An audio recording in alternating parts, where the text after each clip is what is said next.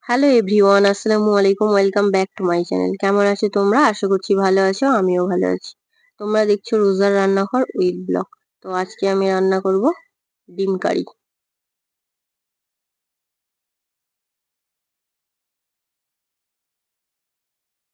কড়াটা গরম হয়ে গিয়েছে, এবারে আমি জল দিয়ে ডিমগুলোকে সেদ্ধ করতে দেব।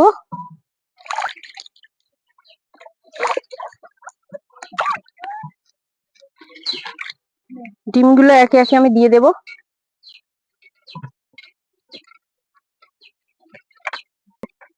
ডিমেতে একটু অল্প আমি নুন দিয়ে দেব। নুন দিয়ে ঢাকা দিয়ে দেব, সেদ্ধ হতে থাক। ততক্ষণ আমি আলুগুলো কেটে নেব।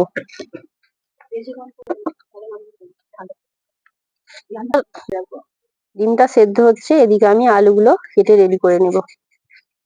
ডিম সেদ্ধ হয়ে গিয়েছে, এবারে আমি সব একে একে তুলে নেব।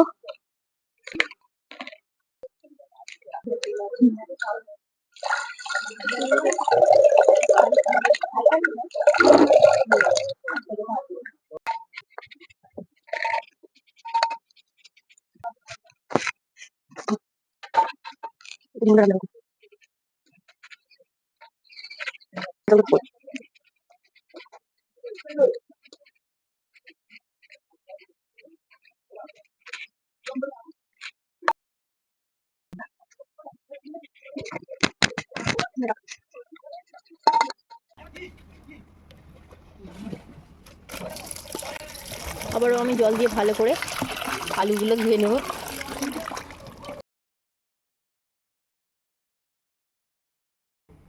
আলুগুলো ধুয়ে তুলে নেব।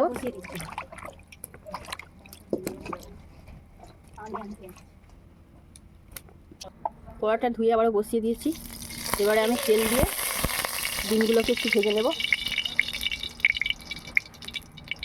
ডিমগুলোকে আমি অল্প চিড়ে চিড়ে দেবো একটু।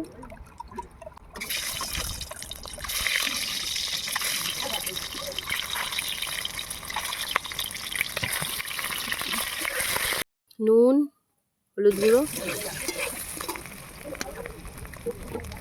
ডিমগুলোকে একটু আমি লাল লাল করে ভেজে তুলে নেব।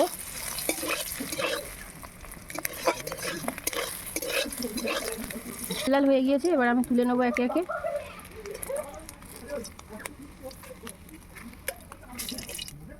এবার আমি আলুগুলোকে একটু ভেজে নেব।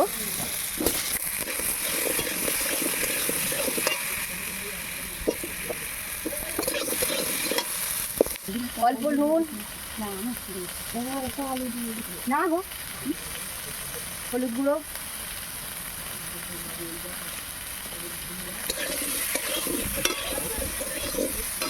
ভালো করে আমি আলুগুলো ভেজে নেব।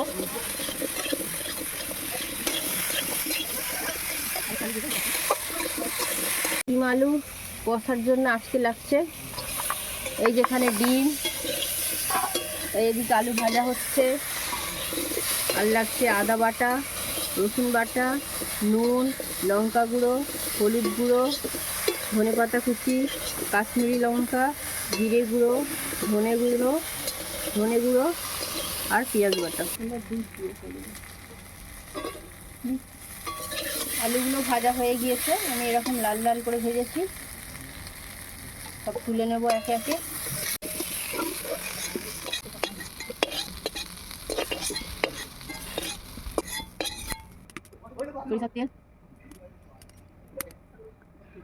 তেল গরম হয়ে গিয়েছে, পেঁয়াজ বাটা,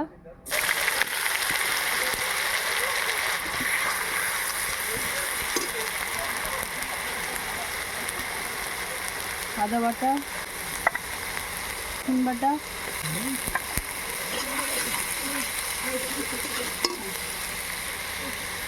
পরিমাণ মতো নুন,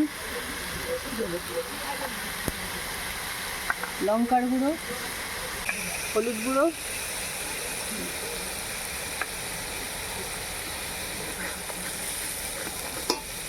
কাশ্মীরি লঙ্কা,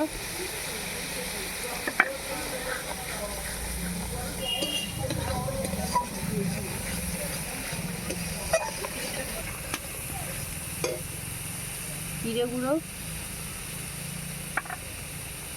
ধনে গুঁড়ো,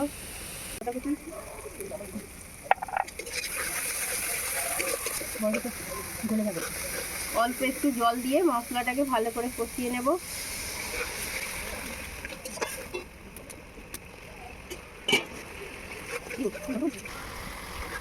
মশলাটা ভালো করে কষিয়ে নিয়েছি, এবারে আমি ঢাকা দিয়ে দেবো। তেল ছাড়া পর্যন্ত আমি অপেক্ষা করব। মশলা থেকে তেল ছেড়ে দিয়েছে, এবারে আমি আলুগুলো দিয়ে ভালো করে কষিয়ে নেব।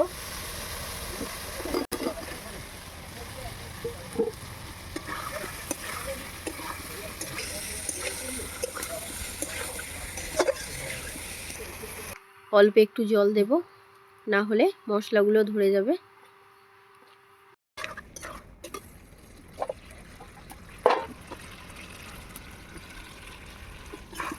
আলুগুলো ভালো করে কষিয়ে নিয়েছি, এবারে আমি অল্প জল দিয়ে আলুগুলোকে সেদ্ধ হতে দেব।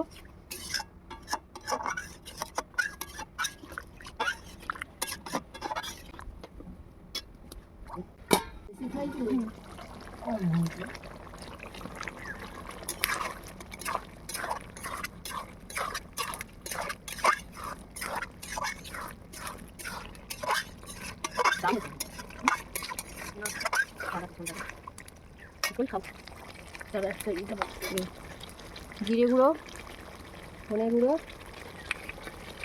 গরম মশলার গুঁড়ো সব একসঙ্গে ভালো করে কষিয়ে নিয়ে একটু নামিয়ে নিলেই হয়ে যাবে।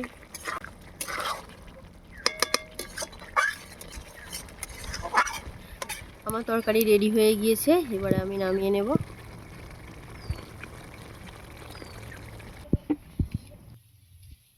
আমার ভিডিও যদি ভালো লেগে থাকে লাইক কমেন্ট সাবস্ক্রাইব করে পাশে থেকো। ভালো থেকো, সুস্থ থেকো, পরিবারের খেয়াল রেখো। দেখা হচ্ছে আবার নেক্সট অন্য কোনো ভিডিওতে। বাই, আল্লাহ হাফিজ।